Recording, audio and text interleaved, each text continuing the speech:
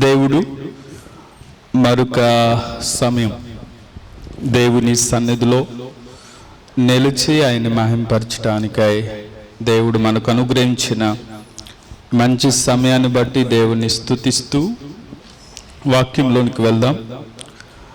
Ruth గ్రంథం మనం ధ్యానం చేస్తూ ఉన్నాం. ఒక వారం రూతుని గురించి ధ్యానం చేశాం. మరొక వారం నయోమిని గురించి ధ్యానం చేశాం. మరొక వారం బోయాజుని గురించి ధ్యానం చేస్తూ వచ్చాం. అయితే ఈరోజు ఒక శ్రేష్టమైన మాటల ద్వారా దేవుడు మనతో మాట్లాడునుగాక. చదువుదాం. రూతు గ్రంథం 1వ అధ్యాయం 6వ వాక్యం. వారికి ఆహారమిచ్చుటకు యెహోవా తన జనులను దర్శించెనని ఆమె మోయాబు దేశములో వినెను గనుక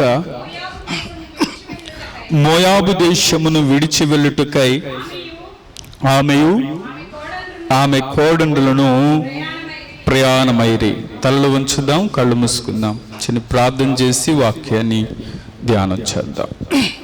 కృపగల తండ్రి, దాయగలిగినటువంటి మా గొప్ప దేవానికి వందనాలు. వాక్యం మీది మాట్లాడేది మీరు, మాకు అవసరమైన మాటల చేత మీరే మమ్మల్ని తృప్తిపరచమని, మీ సన్నిధి మాతో ఉంచమని యేసు నామంలో అడుగుచున్నాము తండ్రి, ఆమేన్. ఈ రూతు గ్రంథంలో అనేక ఆత్మీయమైన విషయాలు, మనల్ని బలపరిచే మాటలు చాలా ఉన్నాయి. అయితే పరిచయముగా కొన్ని మాటలు చెప్తాను, జాగ్రత్తగా వినండి. ఈ రూతు గ్రంథం ఓ మాట చెప్పాలంటే నిర్ణయాల గ్రంథం. ఎందుకు ఇది నిర్ణయాల గ్రంథం అని అంటే, ఎలీమెలెకు ఒక నిర్ణయం తీసుకున్నాడు. ఏం నిర్ణయం తీసుకున్నాడు? మొదటి వచనంలో వారు ఆ ప్రాంతమును విడిచి ఎక్కడికి వచ్చేసారు? మోయాబు దేశానికి వచ్చారు. ఇది ఎవరు తీసుకున్న నిర్ణయం అంటే ఎలీమెలెకు తీసుకున్న నిర్ణయం. తరువాత 6వ వాక్యములో నయోమి ఒక నిర్ణయం తీసుకుంది. ఆ నిర్ణయం ఏంటంటే, ఆమె మోయాబు దేశాన్ని విడిచి ఎక్కడికి? బెత్లెహేముకు వెళ్దాం అని ఆమె నిర్ణయం తీసుకుంది. తరువాత నయోమి మరొక నిర్ణయం 9వ వచనం నుంచి చదివితే ఆమె మరొక నిర్ణయం చేస్తుంది. తర్వాత 1వ అధ్యాయం 14వ వాక్యంలో ఓర్ప ఒక నిర్ణయం తీసుకుందంట. ఏం చేసిందంటే, తన అత్తను ముద్దు పెట్టుకుని ఏం చేసింది? ఇక వెళ్ళిపోయింది. అంటే ఓర్ప నిర్ణయం అది. తర్వాత 1వ అధ్యాయం 16వ వాక్యం నుంచి 17వ వాక్యం వరకు ఎవరి నిర్ణయం కనబడుతుందంటే రూతు నిర్ణయం కనబడుతుంది. దానికి స్తోత్రం చెప్దాం, హల్లెలూయా. రూతు కూడా ఒక నిర్ణయం తీసుకుంది. తర్వాత 2వ అధ్యాయంలో కూడా 2:2లో మరొకసారి ఎవరి నిర్ణయం అంటే రూతు నిర్ణయమే మరలా కనబడుతుంది. 2వ అధ్యాయం 8వ వాక్యంలో బోయాజు ఒక నిర్ణయం తీసుకుంటే అది బోయాజు నిర్ణయం. తర్వాత 3వ అధ్యాయం 2-3 వాక్యాల్లో 2-3-4 వాక్యాల్లో మరలా నయోమి నిర్ణయం మనకు కనబడుతుంది. తర్వాత 4వ అధ్యాయం 10వ వాక్యంలో మరలా బోయాజు నిర్ణయం కనబడుతుంది. అందుకనే ఈ 4 అధ్యాయాల్లో వారు తీసుకున్న నిర్ణయాలు ఉన్నాయి కాబట్టి ఒకవేళ నిర్ణయాల గ్రంథం అని చెప్పొచ్చు. దానికి స్తోత్రం చెప్దాం, హల్లెలూయా. సరే, వారు ఏ నిర్ణయం తీసుకున్నారు? ఒకవేళ ఆ నిర్ణయాల గురించి ఈరోజు నేను ప్రస్తావించాలనుకోలేదు, కానీ ఓ శ్రేష్టమైన మాటలు. దీనిలో మనం వ్యక్తులుగా కొన్ని విషయాలు ధ్యానం చేస్తూ వచ్చాం. అయితే అక్కడ ఉన్నటువంటి పరిస్థితుల్లో వారు ఎలా ప్రయాణం చేశారో మనకు తెలుసు. అయితే ఆ కాలంలో వారు నడిచినట్లుగా ఈ కాలంలో మనం నడవకూడదు అని తెలియచేసే మాటలే ఈ మాట. కాబట్టి ఆ కాలం అంటే ఎలాంటి కాలము అంటే న్యాయాధిపతులు ఏలిన దినాలు. మనం అంతకుముందు న్యాయాధిపతుల గ్రంథాన్ని ధ్యానం చేస్తూ మీకు ఒక విషయాన్ని చెప్పాను. ఒక చక్రాన్ని చూపించానా? చూశారు కదా, ఒక చక్రం. వారు దేవుని విడిచిపెట్టేవాళ్ళు, మరలా వారు మొరపెట్టేవారు, మరలా దేవుడు వారిని కనికరించేవాడు, మరలా ఒక న్యాయాధిపతిని దేవుడు సిద్ధపరిచేవాడు. మరలా ఇది రొటీన్ అన్నమాట. అంటే 7 సార్లు వారు ఏం చేస్తా వచ్చారంటే దేవుని విడిచిపెడతా వచ్చారు. ఎన్నిసార్లు? 7 సార్లు. ఇప్పుడు 7 సార్లు జరిగిన సంఘటనలో ఇది కూడా ఒక సంఘటన. ఆ దినాల్లో జరిగిన పరిస్థితులే. ఆ పరిస్థితుల్లోనే ఈ మాటలు మనకు కనబడతాయి. దాదాపుగా మనం చదివితే చరిత్రలో 10 సంవత్సరాలు వారు ఎక్కడున్నారంటే మోయాబు దేశంలో ఉన్నారు. ఈ అధ్యాయంలో చాలా విషయాలు మనకు కనబడతాయి. అయితే చూడండి, మనం చదువుకున్న మాట దగ్గరకు వద్దాం. రూతు గ్రంథం 1వ అధ్యాయం 6వ వాక్యం. వారికి ఆహారం ఇచ్చుటకు యెహోవా తన జనులను దర్శించెనని ఆమె మోయాబు దేశములో వినెను. చూడండి, ఈ మాటలో వారిని ఎవరు? దేవుడు తన జనులను దర్శించాడు. దేవుడు వారిని దర్శించాడు అన్న సమాచారం ఎవరు విన్నారు అంటే నయోమి వింది. వారి జీవితం అంతకు ముందు ఎలా ఉందంటే దేవునికి దూరం అయిపోయారు, దేవుని ప్రజలకు దూరం అయిపోయారు, అలాగే సహవాసానికి దూరం అయిపోయి ఎక్కడో దేవుని ఎరుగని ప్రజల మధ్యలో వారు జీవిస్తూ ఉన్నారు. ఈ ఎరుగని వారి మధ్యలో దేవుడు వారు జీవిస్తూ ఉన్న కొన్నిసార్లు దేవుడు సమస్యలను ఎందుకు తీసుకొస్తాడు, లేకపోతే కరువులు ఎందుకు వస్తాయి అనంటే నేనైతే ఒక మాట చెప్పగలను. ఆ మాట ఏంటంటే పరీక్షించడానికి దేవుడు కరువు తీసుకురావచ్చు.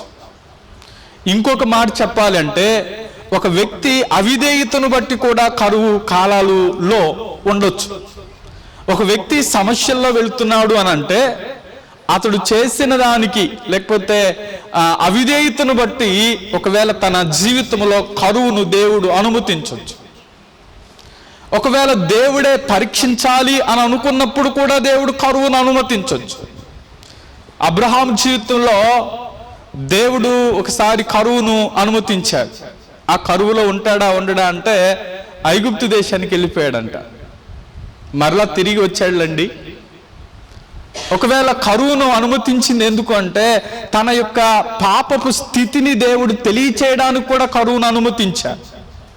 తప్పిపోయిన కుమారుడు ఉన్నాడు కదా, అతని జీవితంలో కరువేంటి అనంటే సమృద్ధిగా తండ్రి దగ్గర ఉన్నప్పుడు సమృద్ధి ఉంది, అంతా తీసుకున్నాడు, వ్యాపారం చేశాడు, దుర్వ్యాపారం చేశాడు, అంతా పోగొట్టుకున్నాడు. పందులు తినే పట్టు తింటమే తన జీవితంలో కరువు. ఒకవేళ తన జీవితంలో కరువు రాకపోతే తండ్రి దగ్గరకు వచ్చేవాడు కాదేమో.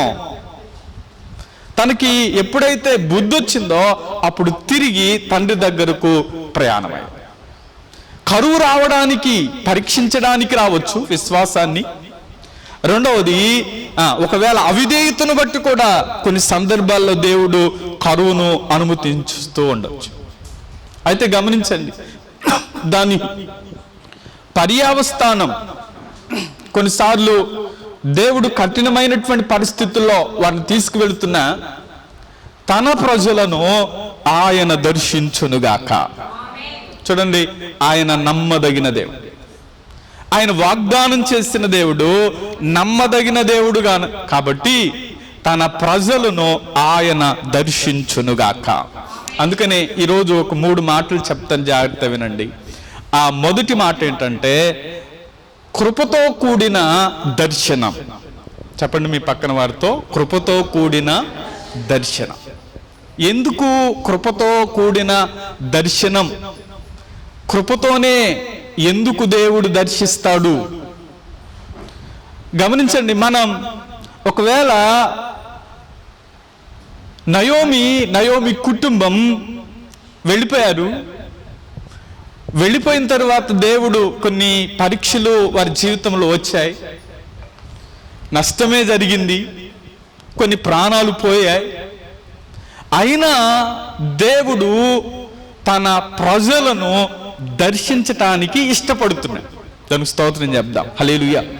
ఈ మాటల్లో మనం ఎన్నిసార్లు దేవుని మాట వినకుండా వెళ్ళిపోయాం? మనం ఎన్నిసార్లు దేవుని చిత్తానికి లోబడకుండా ముందుకు సాగుతున్నాం? మన జీవితాల్లో కూడా దేవునికి అవిధేయులుగా మనం వెళుతున్నప్పటికీ దేవుడే తన కృపతో ఆయన మనకు దర్శించునుగాక. దర్శనం అంటే ప్రత్యక్షత, దూరదర్శన్ అంటారు. టీవీని ఏమంటారు అంతకుముందు, ఇప్పుడు కూడా అదే దూరదర్శన్ అంటారు. అంటే దూరం నుంచి వచ్చే దర్శనమే దూరదర్శన్. తెలుగులో టీవీ, ఇంగ్లీష్లో టీవీ, అచ్చ తెలుగులో చెప్పాలంటే దూరదర్శన్ అంటారు. ఎక్కడో జరుగుతున్న విషయాలు మనం ప్రత్యక్షంగా లైవ్లో ఇక్కడ చూస్తున్నాం, అది దూరదర్శన్. ఇప్పుడు అలాగే దర్శనం అంటే ఆయన మనకు ప్రత్యక్షమవటం. ఇప్పుడు నయోమి అలాగే ఒకవేళ వారు దేవునికి భయభక్తులుగా ఉన్నారని దేవుడు దర్శించాడా? భయభక్తులు లేకపోయినా దేవుడు దర్శిస్తున్నాడా? ఇక్కడ మనం జ్ఞాపకం చేసుకోవలసిన ఒకే ఒక మాట ఏంటంటే తన ప్రజలను ఆయన దర్శిస్తున్నాడు. ఇప్పుడు నయోమి కుటుంబం దేవుని కుటుంబం, దేవుని బిడ్డల కుటుంబం, దేవుని ఎరిగిన కుటుంబం. ఈరోజు దేవుని దగ్గరకు వచ్చిన నీ జీవితంలో, దేవుని ఎరిగిన నీ జీవితంలో కొన్నిసార్లు నీవు దూరంగా వెళుతున్నా దేవుడే నిన్ను దర్శించునుగాక. కొన్నిసార్లు మనం దూరం అవుతా ఉంటాం. కొన్ని పరిస్థితులను బట్టి దూరం అవుతాం, కొన్ని ప్రతికూలతలను బట్టి దూరం అవుతాం, కొన్ని మాటలను బట్టి దూరం అవుతాం, కొన్ని క్రియలను బట్టి దూరం అవుతాం. ఒకవేళ అయినా అంటే దూరం అయిపోవని నా ఉద్దేశం కాదు. ఇక్కడ దేవుడు ఎప్పుడైనా దర్శిస్తాడు కదా అన్న ఉద్దేశంతో తెలిసి చేయటం కన్నా తెలియకుండా చేస్తే కనికరింపబడతాం అంటాడు కదా. తెలియక చేసిన దానికి కనికరం ఉంటుంది, కానీ తెలిసి చేసిన దానికి కనికరం ఉండకపోవచ్చు. ఇప్పుడు కృపతోనే దేవుడు తన ప్రజలకు ఎలా దర్శనమిస్తున్నాడంటే కృపతో దర్శనమిస్తున్నాడు. తన ప్రజలను ఆయన దర్శించాడు. ఇప్పుడు ఒకవేళ వారు దేవుని విడిచిపెట్టి వెళ్ళారు అంటే అవిధేయులే కదా. వారు అక్కడ ఉండడానికి గల కారణం ఏంటంటే విశ్వాసంతో ఉన్నట్లయితే దేవుడు పోషించేవాడేమో. ఒకవేళ వారిలో ఏం కనబడిందంటే ఇక్కడ ఉంటే మనం బ్రతకలేము అని చెప్పేసి అక్కడికి వెళ్ళిపోయారు, అవిధేయత చూపించారు. అయినా దేవుడు మరలా ఆ ప్రాంతాన్ని దర్శించాడు అన్న సమాచారాన్ని దేవుడే వారికి వినిపించాడు. నేను అంటాను, కరువు పంపించేది దేవుడే, మరలా సమృద్ధినిచ్చేది కూడా. పరీక్షించేది దేవుడే, పాస్ చేసేది కూడా అంతే కదా. పరీక్షించేది దేవుడే, దానికి ప్రతిఫలం ఇచ్చేది కూడా దేవుడు. వారి జీవితంలో కరువు వచ్చిందని చెప్పి దేవునికి దూరం అయ్యారు. మరలా దేవుడు వారిని కృపతో జ్ఞాపకం చేసుకున్నాడు. ఎందుకు దేవుడు తన కృపను చూపించాడు అని అంటే ఒకే ఒక మాట చెప్పాలి. ఆ మాట ఏంటంటే తన నిబంధనను దేవుడు జ్ఞాపకం చేసుకున్నాడు. తన ప్రజలను దేవుడు విడిచిపెట్టే దేవుడు కాదు. అబ్రహాముతో చేసిన నిబంధన, ఇస్సాకుతో చేసిన నిబంధన, యాకోబుతో చేసిన ఆ నిబంధనను బట్టి, అంటే వాగ్దానం చేసిన దానిని బట్టి దేవుడు తిరిగి వారి పట్ల కృప చూపుతూ వచ్చారు. ఇశ్రాయేలీలు చెరలో ఉన్నారు, ఇశ్రాయేలీలు బంధకాల్లో ఉన్నారు, ఇశ్రాయేలీలు శ్రమను అనుభవిస్తున్నారు, ఇశ్రాయేలీలు కష్టపడుతూ ఉన్నారు. ఇశ్రాయేలీలు శ్రమల్లో, కష్టాల్లో వారి మూలుగులు, లేకపోతే వారు పెట్టిన మొర, వారు పడుతున్న ప్రయాస, వారి కష్టాల్ని నేను చూచాను అని అంటాడు. నిర్గమకాండం చూడండి 2వ అధ్యాయం 23వ వాక్యం దగ్గరకు వద్దాం. నిర్గమకాండం అలాగున అనేక దినములు జరిగిన మీదట ఐగుప్తు రాజు చనిపోయిను, ఇశ్రాయేలీలు తాము చేయుచున్న వెట్టి పనులను బట్టి నిట్టూర్పులను విడుచుచు మొరపెట్టుచుండగా, తమ వెట్టి పనులను బట్టి వారు పెట్టిన మొర దేవుని యొద్దకు చేరెను. కాగా దేవుడు వారి మూలుగులను విని అబ్రహాము, ఇస్సాకు, యాకోబులతో తాను చేసిన నిబంధనను జ్ఞాపకం చేసుకొనెను. దేవుడు ఇశ్రాయేలీలను చూచెను, దేవుడు వారి యందు లక్ష్యముంచెను. ఇక్కడ 4 పనులు చేస్తూ వచ్చారు. ఒకటి ఏం చేశాడంటే, వారి మొర ఏం చేశాడంట, వారి మొర పెడుతున్నప్పుడు విన్నాడు. రెండవది, వారి కష్టాన్ని దేవుడు చూచాడు. మూడవది, వారిని జ్ఞాపకం చేసుకున్నాడు. ఎందుకు జ్ఞాపకం చేసుకున్నాడంటే, అబ్రహాము, ఇస్సాకు, యాకోబులతో చేసిన నిబంధన. ఇప్పుడు నిబంధనను బట్టి దేవుడు వారిని జ్ఞాపకం చేసుకుని వారి మీద దేవుడు ఏముంచాడంట, లక్ష్యముంచాడు. ఇప్పుడు నీవు దేవుని బిడ్డవైతే నీ మీద కూడా దేవుడు లక్ష్యముంచునుగాక. ఉంచుతాడా, ఉంచుదా? అంటే నీ మొర వింటున్నాడా, వింటలేదా? నిన్ను చూస్తున్నాడా, చూడలేదా? లేకపోతే నిన్ను జ్ఞాపకం చేసుకుంటున్నాడా, దేవుడు మన జ్ఞాపకం చేసుకున్నాడు అంటే మన మొర విన్నాడు. దేవుడు మనం చూశాడు అని అంటే మన సమస్యను చూశాడు అని అర్థం. మన జీవితంలో దేవుడు ఎన్ని గొప్ప కార్యాలు చేశాడు. మన కుటుంబ జీవితాల్లో మనం దేవునికి దూరమైన దేవుడు మనకు దగ్గరగా ఉండి గొప్ప కార్యాలు చేశాడు. ఆమేన్. నమ్ముతారా?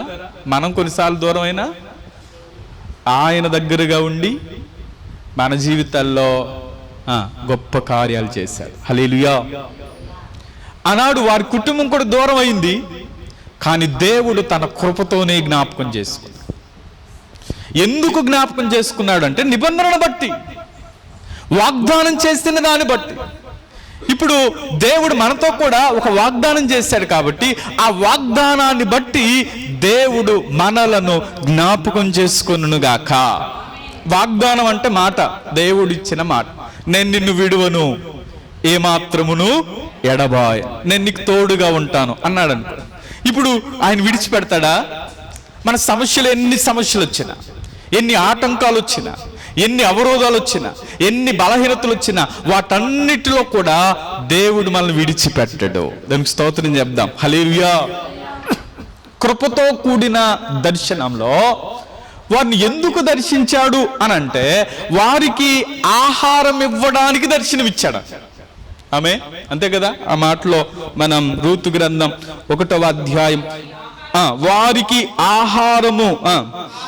ఆహారమిచ్చుటకు యెహోవా తన జనులను దర్శించెనని. అంటే తన జనులకు ఎందుకు దర్శనమిచ్చాడు అంటే ఆహారం ఇవ్వడానికి దర్శనమిచ్చాడు. నేడు దేవుడు మనకెందుకు దర్శించాడు మనల్ని? ఆయన పరలోకమును వీడి ఆయన ఈ భూమి మీదకి రావడానికి గల కారణం ఎందుకు వచ్చాడు అంటే నశించిన దాన్ని వెతికి రక్షించడానికి మనుష్య కుమారుడు ఈ లోకానికి వచ్చాడు. ఆయన దర్శనం తన ప్రజలు, అందుకనే తన ప్రజలను తన పాపముల నుంచి విమోచించడానికి రక్షకుడుగా వచ్చాడు. ఇంకో మాట చెప్పమంటారా?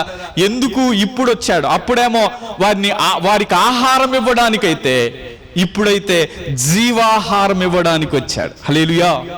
నేనే జీవాహారమును అన్న.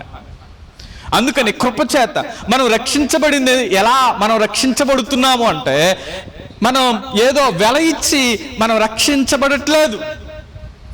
మనం ఎలా రక్షించబడ్డాం, రక్షింపబడుతున్నాం, రక్షింపబడబోతున్నారు అనంటే ఆయన ఉచితమైన కృపచేతే. రక్షణ పొందిన వారందరూ కృపచేత రక్షించబడ్డారు. రక్షణ పొందబోతున్న వారు కృపచేతనే రక్షింపబడబోతున్నారు. ఒకవేళ రక్షించబడ్డానికి మీ దగ్గర ఎవరైనా డబ్బులు వసూలు చేశారా? రక్షణ మన నిశ్చయిత కొరకై యేసయ్య రక్తం మన మీద ప్రోక్షింపబడి మన పాపములన్నీ కడగబడుతుంది అన్న నిశ్చయిత ఉంటే చాలు, నువ్వు రక్షించబడినాడు. అలాగే పాత జీవితాన్ని విడిచిపెట్టి నూతనంగా నేను జీవిస్తాను అని నీ పాపాలన్నీ ఒప్పుకొని విడిచిపెట్టి నీవు బాప్తిసం పొందటం ద్వారా నీవు రక్షణలో నిలిచినట్లే. ఇది కృపచేతే జరిగేది తప్ప డబ్బులతో జరిగేది కాదు. అందుకనే ఉచితంగానే కృపచేత వారికి ఆనాడు ఆహారం ఇవ్వడానికి దర్శనమిచ్చిన దేవుడు ఈనాడు నేడు మనకు ఏమి ఇవ్వడానికి దర్శనమిచ్చాడు అంటే, జీవాహారమైన తన్ను తాను మనకు అర్పించుకున్నాడు. మనం ప్రభు బల్లో చేవేస్తాం. ఆయన అన్న మాట ఏంటంటే, ఇది నా శరీరం, ఇది నా రక్తం. ఇప్పుడు మనం ఎవరితో పాలుభాగస్తులం అవుతున్నామంటే, ఆయన శరీరం అనే ఆహారంతో, ఆయన రక్తముతో మనం పాలుభాగస్తులం. అందుకనే జీవాహారము నేనే. ఆయన ఏమి ఇవ్వడానికి వచ్చాడు అంటే, ఎందుకు దర్శిస్తున్నాడంటే, కృపచేత ఆయన దర్శనమిచ్చి వారు ఆనాడు కరువులో ఉన్నవారిని, ఆనాడు సమస్యల్లో ఉన్నవారిని, ఆనాడు ఇరుకుల్లో ఉన్నవారిని, ఆనాడు ఇబ్బందుల్లో ఉన్నవారిని, ఒకవేళ మరణము వారి కుటుంబంలో ఆవరించినప్పుడు మరలా తిరిగి వారిని జీవింపచేయడానికి, వారిని కృపతో దర్శించి వారికి సమృద్ధినివ్వడానికి, వారి జీవితంలో సమృద్ధిగా వారి జీవితాలు, వారి కుటుంబం ఆశీర్వాదకరంగా ఉండడానికి మరలా వారిని కృపతోనే దర్శనమిచ్చి నడిపించిన దేవుడు నేడు మన జీవితాల్లో కూడా ఒకవేళ ప్రతికూలతలు ఉన్నా, నేడు మనం కృపతో దర్శించబడుతున్న మన జీవితాల్లో కూడా ఆయన రక్తము చేత కడగబడితే, ఆయన రక్తము చేత శుద్ధీకరించబడితే, నా జీవితంలో సమృద్ధి అయిన పంటను, సమృద్ధి అయిన జీవాన్ని మన జీవితాల్లో అనుభవిస్తూ ఆశీర్వాదకరంగా దేవుడే స్థిరపరచునుగాక. నేను ఎందుకు ఆయన దర్శిస్తున్నా అంటే, నిన్ను జీవింప చేయడానికి, నిన్ను సమృద్ధిగా ఉంచడానికి, నీ జీవితమును ఫలభరితంగా చేయడానికి ఆయనే తన ప్రజలకు దర్శనమిచ్చునుగాక. అందుకని ఈ మాటలో మొట్టమొదటి మాట ఏంటంటే, కృపతో కూడిన దర్శనం. తర్వాత భాగంలో మరొక మాట చెప్తాను, అదేంటంటే కలవరంతో కూడిన ప్రకటనలు. చూడండి, 1వ అధ్యాయం 8వ వాక్యం దగ్గర ఆగుదాం. నయోమి తన 2 కోడళ్లను చూసి, మీరు తిరిగి వెళ్ళుడి, చనిపోయిన వారి ఎడలను నా ఎడలను మీరు దయ చూపునట్లు యెహోవా మీ ఎడల దయచూపునుగాక. చాలండి. ఇది ఈ మాటలో ఏం కనబడుతుందంటే, ఒక విశ్వాస జీవితంలో 2 కోణాలు ఉండకూడదేమో. ఒక మాట ఆశీర్వాదకరంగా అనిపిస్తా ఉంది, ఒక మాట ఎలా అనిపిస్తుందంటే వెళ్ళిపోండి అనిపిస్తాం. కలవరంతో కూడిన ప్రకటన అన్న మాటలో, కలవరంతో ఆమె అంటున్న మాటలు ఏంటంటే, తిరిగి వెళ్ళండి. ఒక విశ్వాసి మరొక విశ్వాసిని ఒకవేళ తిరిగి వెళ్ళిపోండి అని అంటే, ఇప్పుడు నయోమి ఒక విశ్వాసం అనుకుందాం, తిరిగి వెళ్ళిపోండి అని కోడలతో అంటుంది కదా. ఇప్పుడు తిరిగి వెళ్తే ఎక్కడికి వెళ్ళాలి వాళ్ళు? విగ్రహారాధనలోనికి, అంటే తన తల్లిదండ్రుల దగ్గరికి వెళ్ళాలి. వాళ్ళు ఆల్రెడీ మోయాబు దేశం అంటేనే విగ్రహారాధనతో కూడిన దేశం. ఇప్పుడు తిరిగి వెళ్ళిపోండి, భక్తిలో నడుస్తున్నటువంటి వారిని, వారి మాటలు, ఆమె మాటలు ఎలా ఉన్నాయంటే తిరిగి వెళ్ళిపోండి. ఒకసారి అనలేదు, ఆమె 3 సార్లు అంటుంది. చూడండి తర్వాత వాక్యం, 11వ వాక్యం. నయోమి, నా కుమార్తెలరా మీరు మరలుడి, నాతో కూడా మీరు రానేలా చాలు. తర్వాత 12వ వాక్యం, నా కుమార్తెలరా తిరిగి వెళ్ళుడు. ఈ 3 సందర్భాల్లో మొదటిది తిరిగి వెళ్ళండి. నా కుమార్తెలరా మంచి సంబోధనే, కానీ ఎక్కడికి వెళ్ళమంటుందంటే తిరిగి మళ్ళా మీ పాత జీవితంలో జీవించండి అన్నట్లుగా మాట్లాడు. ఒకసారి ఏమో అసలు నాతో రానేలా, మీరు వెళ్ళిపోండి. ఇంకోసారి అంటుంది మీరు తిరిగి వెళ్ళండి అని ఆమె మాట్లాడుతున్నట్లుగా మనం చూస్తాం. ఈమె తిరిగి వస్తుంది కానీ వారిని తిరగని ఇట్లా. నేను అన్న మాట అర్థమైందా? ఈమెమో మోయాబును విడిచి ఈమె తిరిగి వస్తుంది. ఈమె తీసుకున్న నిర్ణయం మంచిదే, కానీ ఎవరిని రానియట్లేదు? కోడల్ని ఏమంటుందంటే మీరు తిరిగి వెళ్ళిపోండి. ఇప్పుడు ఈమె రావాలని నిర్ణయించుకుంటే, ఈమె ఆశీర్వాదకరంగా ఉండాలని నిర్ణయించుకుంటే, అది బెత్లెహేం అని ఆమెకు తెలుసు, అది రొట్టెల గల ఇల్లు అని ఆమెకు తెలుసు. అయితే వారిని ఏమంటుందంటే మీరు తిరిగి వెళ్ళిపోండి, మీరు వెనక్కి వెళ్ళిపోండి అన్నట్లు మాట. ఎవరి జీవితంలోనైతే దేవునికి ఒక సమయంలో దూరం అయితే, దేవునికి ఒకవేళ దూరమైన పరిస్థితుల్లో నుంచి ఎవరైతే తిరిగి వస్తారో వారి జీవితంలో దేవుడు అద్భుతాలు చేయునుగాక. నిశ్చయంగా. ఒకవేళ ఒకానొక సమయంలో నేను పడిపోయాను, ఒకానొక సమయంలో దేవుని మాట వినలేదు, ఒకానొక సమయంలో దేవునికి దూరం అయ్యాను, తిరిగి నేను మరలా దేవుని మాట వింటాను, తిరిగి నేను దేవునికి లోబడతాను, తిరిగి నేను దేవుని చిత్తాన్ని చేస్తాను అని ఎప్పుడైతే తిరిగి వస్తారో అప్పుడు వారి జీవితంలో దేవుడు సమృద్ధినిచ్చునుగాక. అందుకనే కలవరంతో కూడిన ప్రకటనలు ఏంటంటే తిరిగి వెళ్ళిపోండి, తిరిగి వెళ్ళిపోండి, తిరిగి వెళ్ళిపోండి. అయితే ఆమెలో మరొక మాట, మీరు మొదటి 8వ వాక్యంలో చెప్పే మాట ఏమంటుందంటే, మీరు మీ తల్లుల ఇంటికి తిరిగి వెళ్ళండి, చనిపోయిన వారి ఎడల నా ఎడల మీరు దయచూపునట్లు యెహోవా మీ ఎడల దయచూపునుగాక. అంటే మంచి మాట మాట్లాడింది. దయచూపునుగాక, మీరు నా ఎడల ఎలా దయ చూపించారో దేవుడు కూడా మీ ఎడల దయ చూపిస్తాడు. అయితే మీరు మాత్రం ఎక్కడుండండి అంటుందంటే మోయాబు దేశానికి వెళ్ళిపోండి అని ఆమె మాట్లాడతావు. ఇక్కడ మనం ఒక మాట చదువుదాం. విలాప వాక్యముల గ్రంథం ఒకసారి రండి. విలాప వాక్యములు చివరి అధ్యాయంలో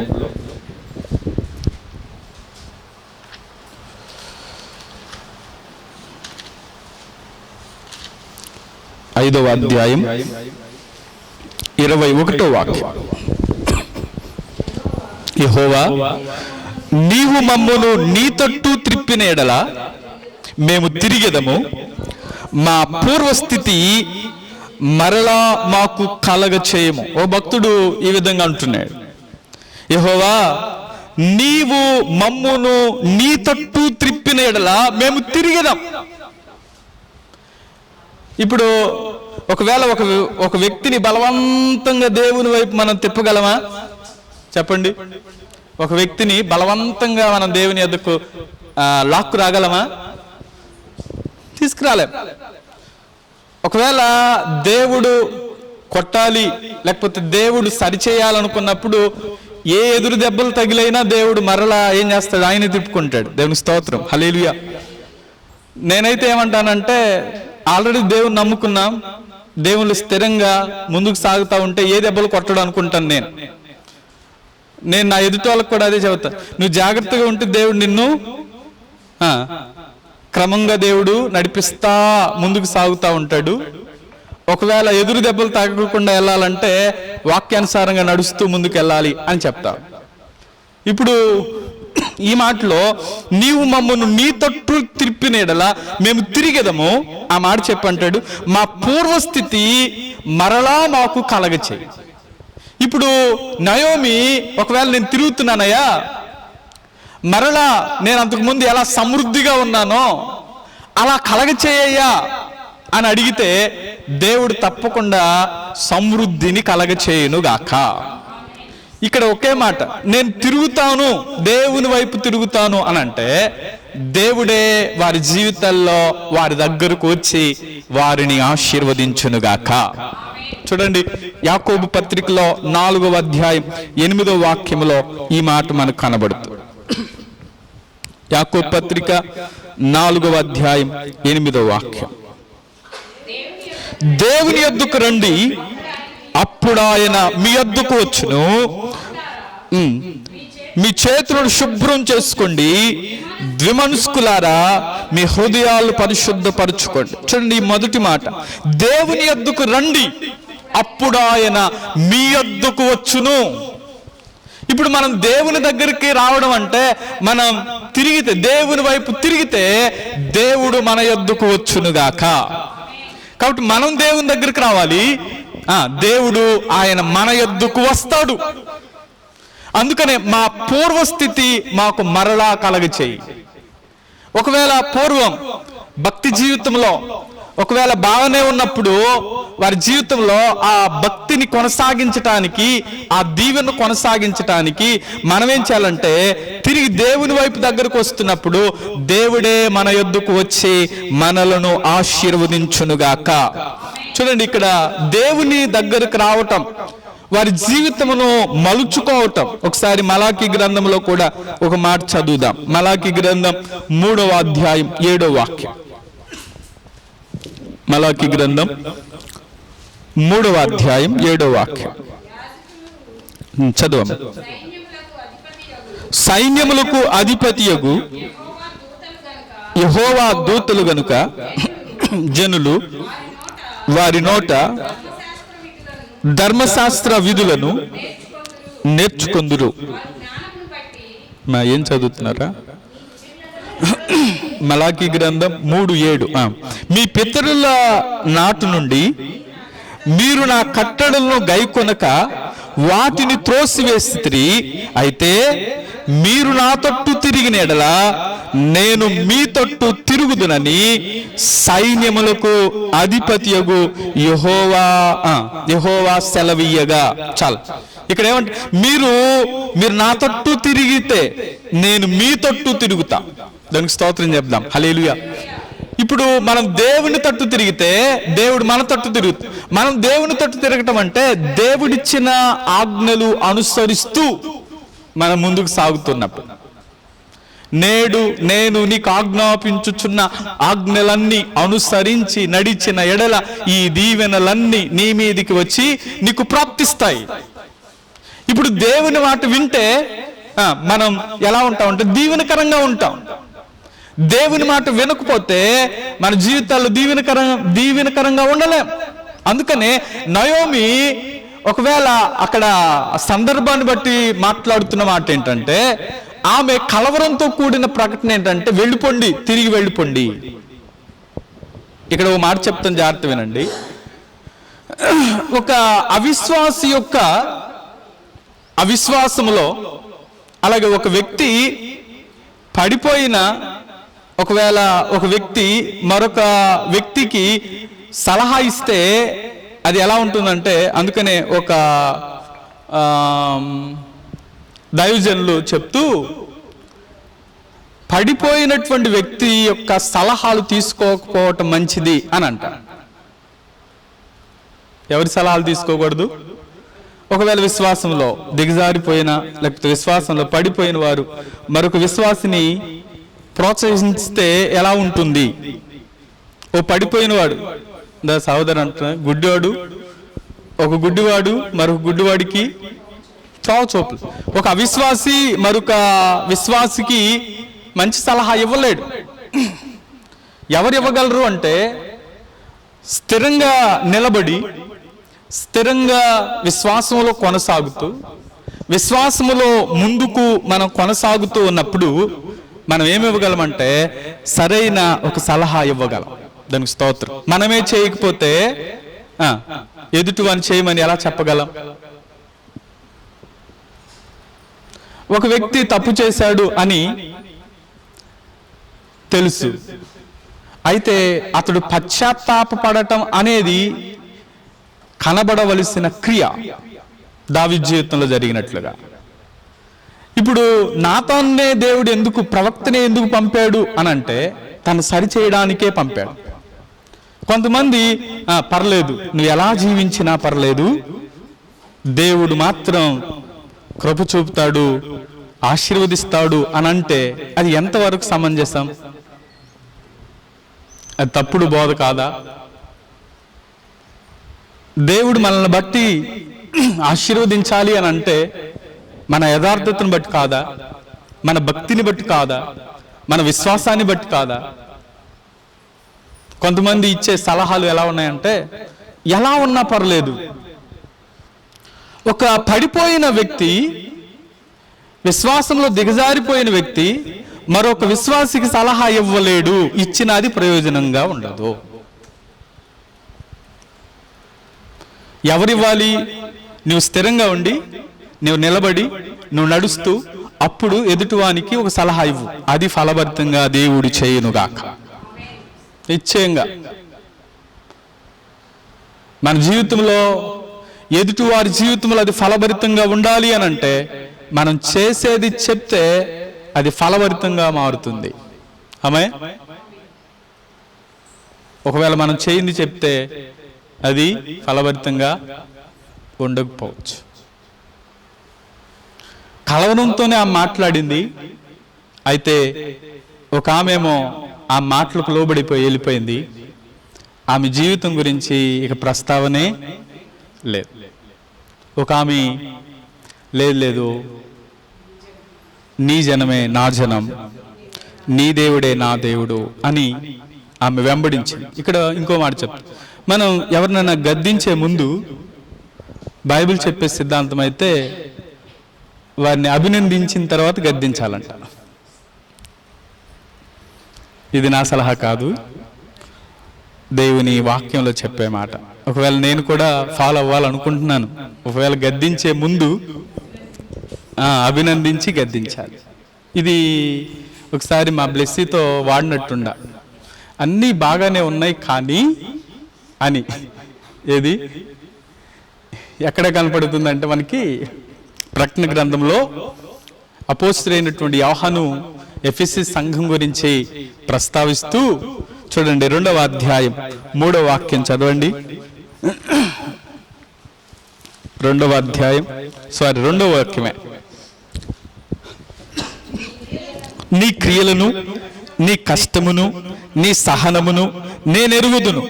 నీవు దుష్టులను సహింపలేవని, అపోస్తులు కాకయే తాము అపోస్తులమని చెప్పుకొని వారిని పరీక్షించి వారి అబద్ధికులని నీవు కనుగొంటివని, నీవు సహనము కలిగి నా నామము నిమిత్తము భారము భరించి అలయలేదని నేనెరుగుదును. అయినను మొదట నీకుండిన ప్రేమను నీవు వదిలితివి. నేను నీ మీద ఒకటి తప్పు మోపవలసి ఉన్నది. చాలా ఇక్కడ మనం జాగ్రత్తగా వింటే మొదట ఏం చెప్పాడు? నీ క్రియలు, నీ కష్టము, నీ సహనము నాకు తెలుసు. నీవు దుష్టులను సహింపలేవని కూడా నాకు తెలుసు. ఇంకో మాట అంటాడు, అపోస్తులు కాకయే తాము అపోస్తులమని చెప్పుకునే వారిని నీవు పరీక్షించి, ఎలా ఉన్నావు? పరీక్షించి వారు అబద్ధికులను నీవు కనుగొన్నావు. నీవు సహనము కలిగి నా నామము నిమిత్తము భారము భరించి అలయలేదని కూడా నాకు తెలుసు అని ఇవన్నీ చెప్పుకుంటూ వచ్చి నీకున్న మొదటి ప్రేమను నువ్వేం చేసావంటే వదిలిపెట్టేశావు. మొదట్లో రక్షించబడినప్పుడు, మొదట్లో దేవుని కొరకు నిలబడినప్పుడు నీవు ఎంతగా ప్రేమించావు, అయితే ఆ ప్రేమ వదిలిపెట్టేశావు. మొదట్లో బాగా ప్రార్థన చేశావు, మొదట్లో సహనంగా ఉన్నావు, మొదట్లో భక్తి బాగుంది, మొదట్లో అన్ని బాగానే ఉన్నాయి. కానీ రాను రాను రాను రాను ఏమైపోతున్నాయంట? ఒక్కొక్కటి. అందుకనే మొదటి ప్రేమ నీ విడిచిపెట్టి ఇప్పుడు గద్దిస్తున్నాడు. అయితే ముందుగా ఏం చేశాడు? అభినందించాడు. ఒకవేళ మీరు ఎవరన్నా గద్దించాలి అని అనుకున్నప్పుడు వాళ్ళు కొన్ని మంచి క్వాలిటీస్ ఉంటాయి కదా, అభినందించి ఏం చేయాలి? గద్దించాలి. ఒకేసారి సీరియస్గా మాట్లాడామనుకోండి, ఏమైపోయింది? ఇక అదే పట్టుకుంటారు, ఇక ఏది అదే కాబట్టి కొన్నిసార్లు మనం గద్దించి పౌలు గారు కూడా కొరింథీ సంఘంతో వారి యొక్క ఆధిక్యతలు చెప్తూ, ఇదిగో మీ జీవితాల్లో ఇలాంటివి, మీ సంఘంలో ఇలాంటివి ఉండవంట అని నాకు తెలిసింది అని మాట్లాడారు. ఇలాంటి బంధకాల్లో మీరున్నారంట అని తెలిసింది అని అంట. కాబట్టి ముందు అభినందించాడు, తర్వాత వారిని సరిచేయడానికి ఇష్టపడుతున్నాడు. దేవుడు కూడా ఒకవేళ మన జీవితాల్లో కూడా సరిచేయాలనుకున్నప్పుడు దేవునికి మనం లోబడితే తప్పకుండా దేవుడు మనలను బలపరుచునుగాక. చూడండి, తిరిగి వస్తే అబ్రహాం తిరిగి వచ్చాడు, తన జీవితంలో తిరిగి దేవుడు సమృద్ధినిచ్చాడు. యాకోబు కూడా యాకోబుగా ఉన్న ప్రయాణమై వెళ్ళాడు, కొన్ని సంవత్సరాలు కష్టపడ్డాడు, మోసగాడిగానే జీవిస్తూ వచ్చాడు. తిరిగి ఎబ్బోకు రేవు దగ్గర ఆ రాత్రి దేవునితో పోరాడుతున్నాడు. తిరిగి వస్తున్నప్పుడు జరిగిన సంఘటన ఏంటంటే యాకోబు పేరు మార్చబడింది ఇశ్రాయేలుగా. అప్పుడు దాకా యాకోబే, కానీ ఎప్పుడైతే అందరి దృష్టిలో యాకోబే కానీ దేవుని దృష్టిలో ఆశీర్వదింపబడిన వాడిగా మార్చబడు. అందరి దృష్టిలో యాకోబు అంటే మోసగాడే, కానీ దేవుడికి ఎలా కనపడ్డాడంటే ఇశ్రాయేలుగా కనపడ్డాడు. నీ పేరు ఇశ్రాయేలే. కాబట్టి ఎప్పుడైతే తిరిగాడో దేవుడు అతను ఆశీర్వాదం. నయోమి తిరిగిందో తిరిగి సమృద్ధి గలదానిగా దేవుడు మార్చాడు. అలాగే తప్పిపోయిన కుమారుడు ఎక్కడ తప్పిపోయాడు? దుర్వ్యాపారం చేశాడు. అంతా తన జీవితంలో కూడా అన్ని అయిపోయినాయి. ఇక తన జీవితంలో కరువే, అంటే పందులు తినే పట్టు తినటం అంటే కరువే కదా. ఈ కరువులోనికి వచ్చినప్పుడు అప్పుడు బుద్ధి వచ్చి తిరుగుదాం అని అనుకున్నాడు. తిరగగానే తండ్రే పరిగెత్తుకుంటా వచ్చాడు. దానికి స్తోత్రం చెప్దాం, హల్లెలూయా. చూడండి, ఆ ఉపమానం చెప్తూ 3 మాటలు చెప్తాను. ఏది? మొదటి 100 గొర్రెల్లో ఒక గొర్రె తప్పిపోయింది. గొర్రెల కాపురే ఆ గొర్రె కోసం వెళ్ళాడు. స్త్రీ 10 వెండి నాణేలు పోగొట్టుకుంటే స్త్రీయే వెతికింది, కానీ తండ్రి కుమారుడు కోసం వెతకలేదు. ఎందుకంటారు? గొర్రెకి ఏముంది? గొర్రెకి శరీరం ఉంటుంది, గొర్రెకి ప్రాణం ఉంటుంది, గొర్రెకి ఆత్మ లేదు. గొర్రెకి 2 ఉంటాయి. ఏముంటాయి? శరీరం ఉంది.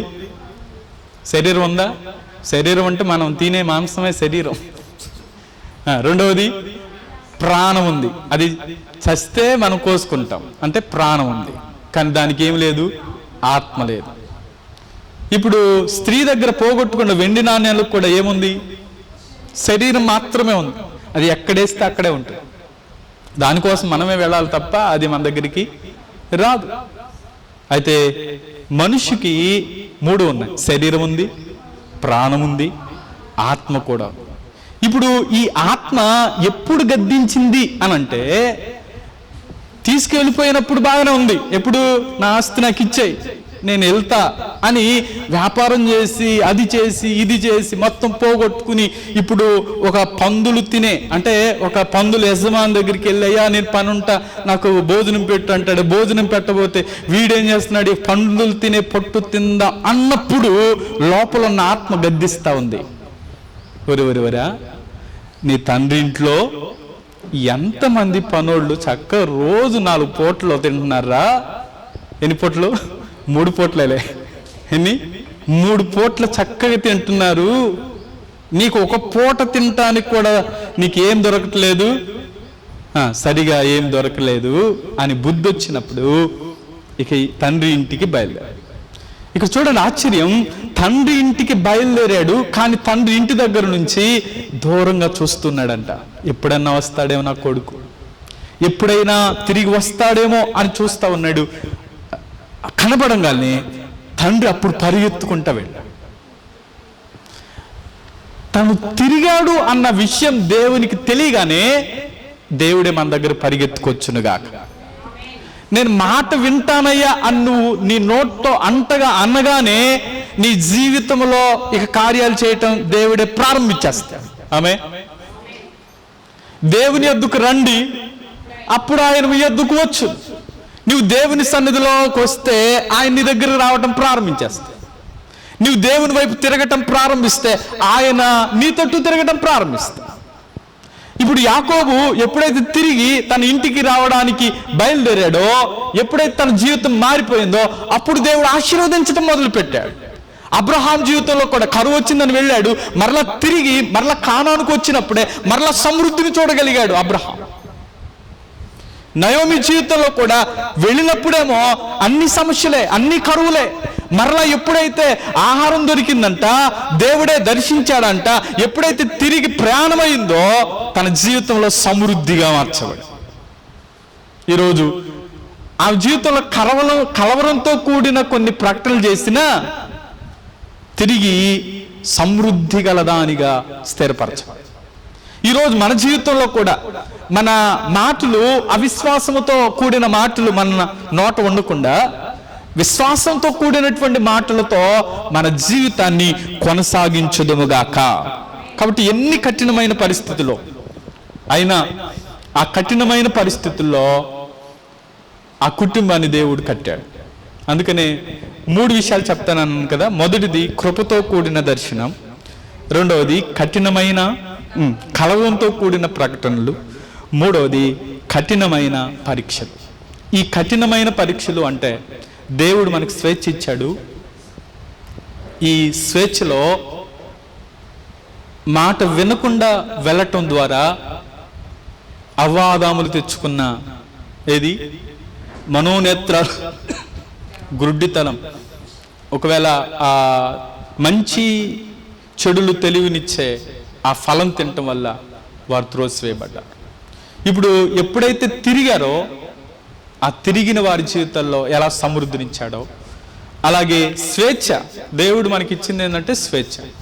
నీవు ఎలా అయినా ఉండు అని అన్నాడు, అయితే అది మాత్రం తినొద్దు, అంతేనా? అది మాత్రం చేయొద్దు, ఆ ఒక్కటి చేయొద్దు, నీకు ఒకటి కొదువుగా ఉంది. ఒకవేళ ఏది మన జీవితంలో దేవునికి ఆయాసకరంగా ఉన్నవో వాటిని విడిచిపెట్టి, ప్రభువా నీ మాట వింటానయ్యా, నేను నీ చిత్తం చేస్తానయ్యా, నీ వైపు తిరుగుతానయ్యా అని అంటే మనం దేవుని వైపు తిరిగితే ఆయన మన వైపు తిరగడానికి ఇష్టపడుతున్నాడు. కఠినమైన పరీక్షల్లో నీవు విజయం పొందాలి అంటే నీవు దేవుని మాట విను, దేవుని చిత్తాన్ని చేయి, దేవునికి లోబడు. తప్పకుండా దేవుడు గొప్ప కార్యాలు చేస్తాడు. అటువంటి కృప దేవుడు మనకు దయచేయనుగాక. కళ్ళు మూసుకుందాం, ప్రార్థన చేద్దాం. కళ్ళు మూసుకుందాం, ప్రార్థన చేద్దాం.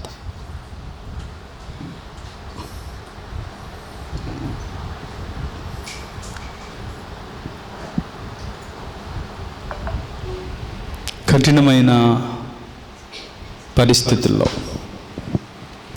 ప్రతికూలమైన పరిస్థితుల్లో, సమస్యల్లోనే ఉన్నప్పుడు తిరిగి దేవుని వైపు తిరుగుదాం,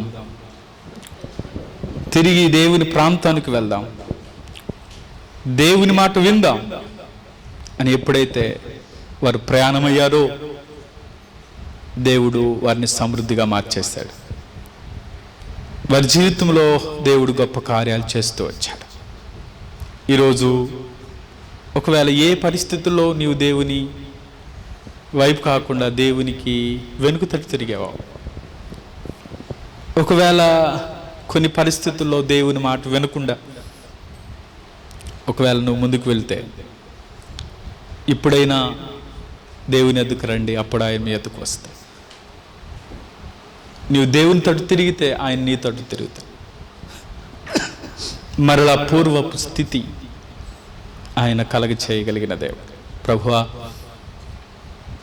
ఈ మధ్యాహ్న వేళ నేను నీ వైపు తిరుగుతానయ్యా, నీ మాట వింటానయ్యా, నీకు లోబడతానయ్యా. నిజమే, కృపతోనే ఆనాడు దర్శించిన దేవుడవు నేడు మమ్మల్ని కూడా దర్శిస్తున్నావు. దేవా, మా జీవితాల్లో మీ వైపు తిరిగినప్పుడే ఆనాడు వారు దీవెనకరంగా మార్చబడ్డారు. నేడు మేము కూడా తిరగగలిగితేనే ఆశీర్వాదకరంగా ఉంటాం. నిర్ణయం మాదే. నీ ఎదుట జీవాన్ని, మరణాన్ని, నీ ఎదుట కీడును, మేలును ఉంచాను అన్న. జీవ మరణములు మన ఎదుటే ఉన్నాయి. ఏది కావాలో కోరుకోండి అంటాడు. కాబట్టి జీవాన్ని కోరుకుని మేలును కోరుకుంటూ ముందుకు సాగుదాం. ప్రార్థన చేద్దాం. కృపగల తండ్రి, దయగలిగినటువంటి దేవానికి కొందరు ఈ మధ్యాహ్నం వేళ మీరు మాతో మాట్లాడుతూ వచ్చిన ప్రతి మాటను బట్టి స్తుతిస్తూ, ఆనాడు మీరు ఎలా దర్శించారో నేడు కూడా అలా దర్శిస్తూ ఒక్కొక్కరిని సమృద్ధి అయిన దీవెన చేత నింపి బలపరచండి. ప్రతి ఆటంకాలు కొట్టివేయమని యేసయ్య నామంలో అడుగుచున్నాము తండ్రి. ఆమేన్.